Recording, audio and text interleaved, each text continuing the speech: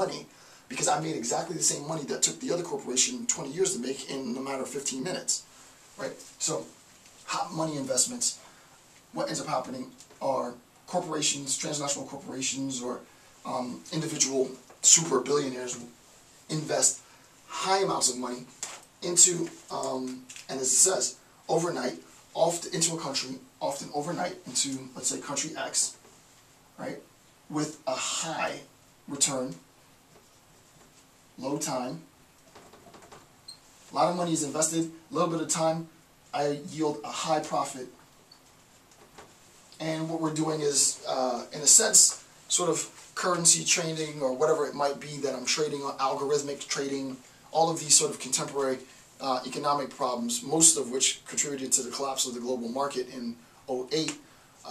There's a phenomenal video, I think I saw it on TED, I forget exactly what it was, but there's a video in which a physicist talked about sort of the role of algorithms and the increase of physicists on the stock exchange, right? There's a lot of physicists that are sort of saying, hey, I'm in academia making 80 grand a year. I could be on Wall Street as a trader building algorithms that trade, making $5-6 million a year. Let's go to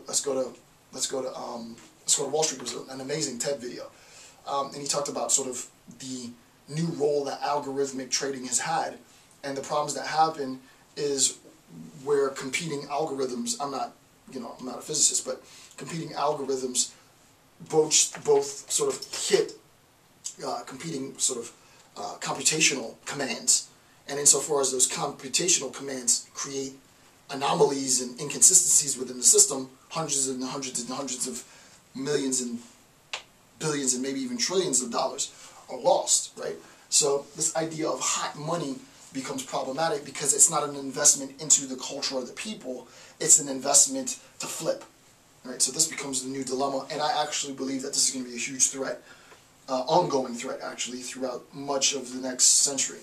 So 1A, so now we have an idea roughly of hot money and how that works. 1A,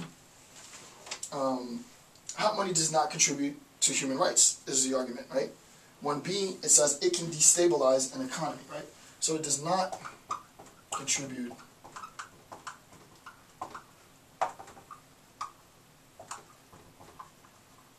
and obviously it can destabilize an economy. I wouldn't even go so far as saying it can destabilize an economy. It can completely bankrupt an economy wholesale. And we've seen what problems have arisen here in the United States with S&P's downgrade of United States credit. We see the economic crises that happened in Greece and much of Europe. There's a lot of systemic problems.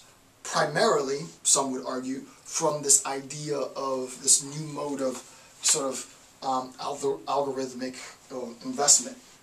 Alright, so that's obviously problematic because now we're not talking about people anymore, we're just talking about investing money to generate more money.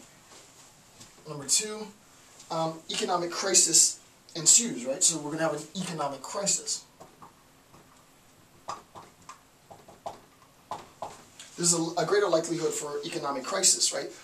Now we've invested hundreds of millions of dollars, for example, gained even more hundreds of millions of dollars or maybe billions of dollars worth of profit, pulled out of the country, not interfered with any of the local communities.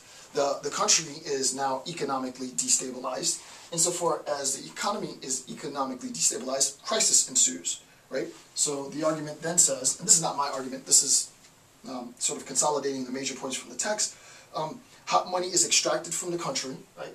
Hot money is extracted from the country, capital flows to business, capital flows in business basically grinds to a stop, right? Why does it grind to a stop? As we saw in the 2008 economic crisis, if the flow of capital stops because outside investors have assaulted the currency, then businesses are going to be less likely to invest what reserves that they have. Credit is going to be much, much more difficult to get, if not impossible completely to get. and obviously small business owners use lines of credit in order to subsidize payroll and so on, right? Which they put their houses and their cars and their boats on the line as incentive, as capital, in case they can't meet the demands of their staff.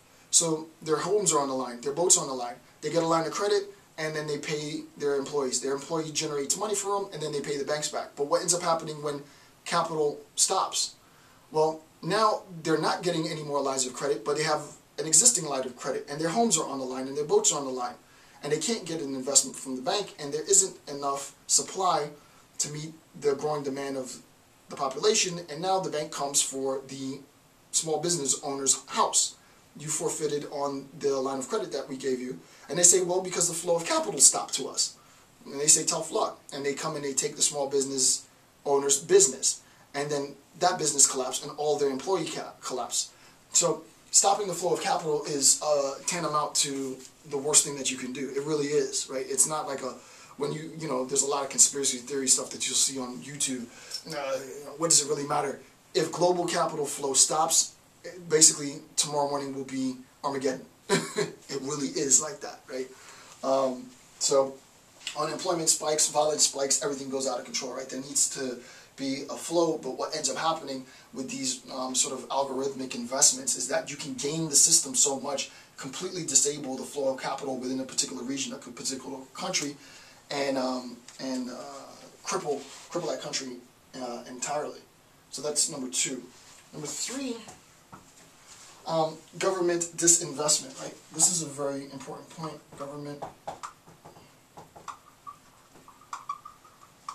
Government disinvestment. Quote, as a result of capital flight, this is capital flight,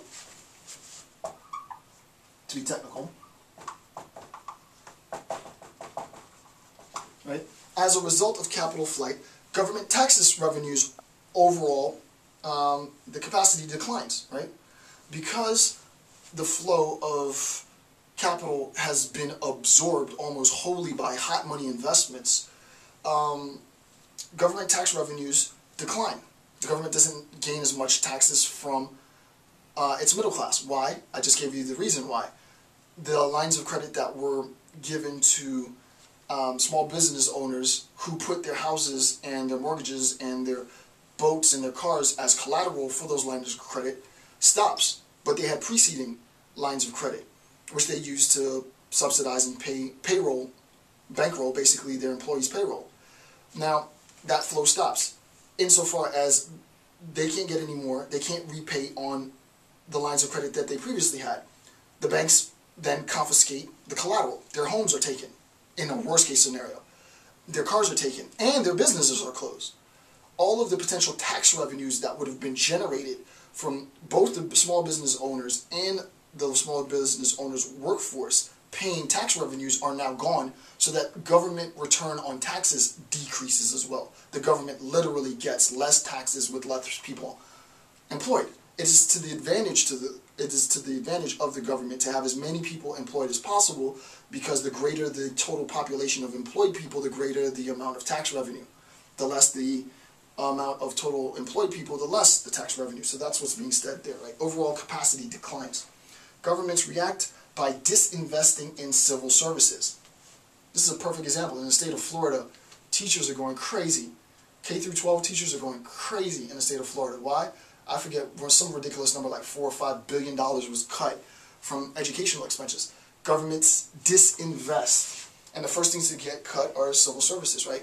So longer lines at the DMV, more taxes for boating and fishing, and anything that could possibly be taxed is going to be taxed as a means of compensating from revenue that would have been taxable from employment tax. Simultaneously, the government takes a huge hit, and they cut educational demands, right? And they cut educational investment, and they cut all the civil service investment, right? So governments react by disinvesting in civil service, causing further job loss, right? Now teachers aren't working. Governments also disinvest in social services, essentially in education and health. The quality of human capacity and human capital overall declines. thereby rendering the country